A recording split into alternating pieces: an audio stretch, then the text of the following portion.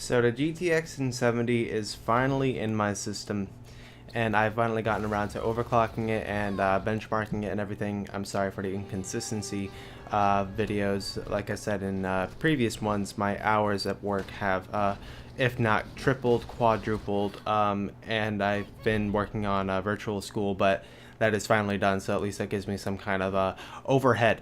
However, the GTX 1070 is an absolutely freaking amazing card, and I said before I was going to be able to benchmark it against the 980 Ti. That won't be for a while, considering the man I sold it to is sadly out of town. However, I was able to run these tests at 1440p. The settings will be shown, and everything is absolutely fucking amazing. I did two different benchmarks. I did one with it at stock, that being the boost of 1886 megahertz on the core and 4000 on the memory, and then I did a overclock of 2151 on the core, which is an absolutely fucking amazing overclock. And keep in mind this graphics card only has one 8-pin external power connection, and then 4250 on the memory. I did an assortment of benchmarks. I did GTA 5 as well as Battlefield 1, and I did Haven Valley benchmark just to give you guys some kind of rough synthetic benchmark scores. GTA 5 was benchmarked using the in-game benchmark, and GTA 5, not GTA 5, I already said that. Battlefield 1 was ran through the first campaign mission, just like previous videos when I benchmarked Battlefield 1, the exact same scenario. Again, the settings will be shown, and here are the benchmarks. Enjoy.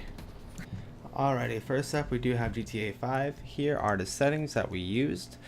If I could get to the settings, that is.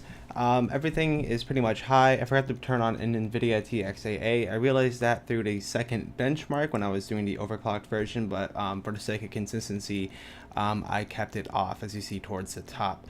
But yeah, here are the numbers. So the GTX 1070 stock got the average of 63.2 at 1440p with the minimum of 47 flat really, and the GTX 1070 had an average of 72.1 and 50 FPS on the minimum when overclocked. This made a really big difference in performance, something that this is why I wanted to show GTA 5 first, because it's one of the more significant results that we had here. Either way, if stock, if not overclocked, the game was completely playable. I have never had the pleasure of playing GTA at these settings, and it is, oh my god, absolutely beautiful. The background footage, as you see, is ran at these settings. I re-ran the stock footage so you guys can just get a little bit of what this game would look like at these settings. Sadly, YouTube won't do it justice. It is absolutely beautiful.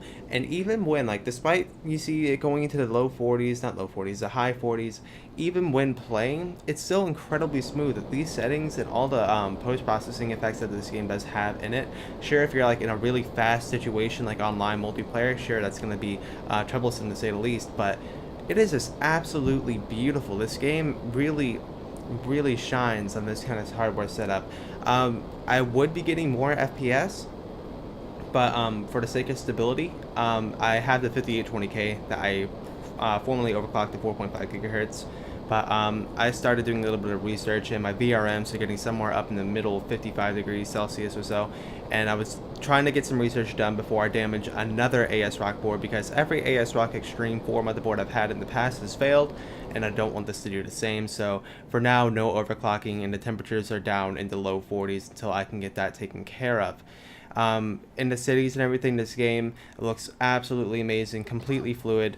Really, if you have a 980 Ti or something along those lines, well, really the only thing that's along the lines of a 980 Ti is a 1070 and a 980 Ti or a Titan X. Don't get a 1070. If you're coming from like a 970 or anything, even that, if you're running at 1080p, I really don't recommend that you should go out and get this card. It's just more or less if you're at 1440p and you want ultra settings with 60 FPS, the 1070 is going to be absolutely amazing. Not to mention, I'm extremely impressed with the overclocking capability of this card. 2151, I've done a little bit of research, that's pretty freaking high for a GTX 1070. That's beating some of the 4-to-Win editions and AMP Extreme editions, so I'm really happy with the overclock that we were able to achieve here. Now we move on to Battle. Well, that kind of cut off at last second. I didn't really mean for it to. But this is Battlefield 1, again at 1440p, and this is an absolute ultra with 100% resolution scaling. I'll be showing that here. It's at custom because I changed the anti-aliasing post from FXAA high to TAA because in my opinion it looks better. But it's really awesome results we're seeing here. As you see with the 1070 stock, we're hitting 86 FPS on the average with a minimum of 59. 100% playable, no doubt about it. And keep in mind, this is at 1440p. We overclock with the same overclock used before. We go to 86 to 94 FPS on the average and a minimum of 69. So as we see from this overclock, from this is the Zotac Extreme. This is again from 1886 megahertz to 2151.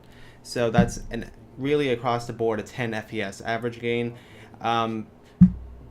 Is it worth overclocking in this situation? No, because the frames are still well above 60, but those of you who just want to brag about what kind of numbers that you do have, this is really awesome. Or if you have a high refresh rate monitor and you want above 75 hertz at all time or more, but then again at 1440p, I think you're going to need a little bit more horsepower than just a single 1070. This game was 100% playable on both systems. It is at the point right now where if you want to start messing with resolution scaling, you can. When I play this game, I do not play with these settings. I play at absolute ultra, but with 135% resolution scaling. That usually gives me a rock solid 60 FPS when overclocked on the average. Sometimes it drops down to like 52 or so, but that was with the overclock and the 5820K disabled. So I wonder how it's going to be like when it's back on, but I don't think it's going to be making that big of a difference. However, from 3.6 gigahertz to 4.5 gigahertz, that's almost a flat 5 gigahertz, not flat 5, a full gigahertz on the core, and it's a Haswell core, and Haswell gets pretty damn fast when you're up in those speeds, so hopefully it's going to be something I can benefit from. However, this one singular card is absolutely amazing for 1440p. If you're running this on 1080p, you're not doing yourself a disjustice. If you have a high refresh monitor, such as like a 144 hertz 1 millisecond response panel, this is going to be absolutely amazing for you. I, for one, am a 60 hertz 1440p player. It's just what I like to do, and these cards, well, this card again can definitely handle it.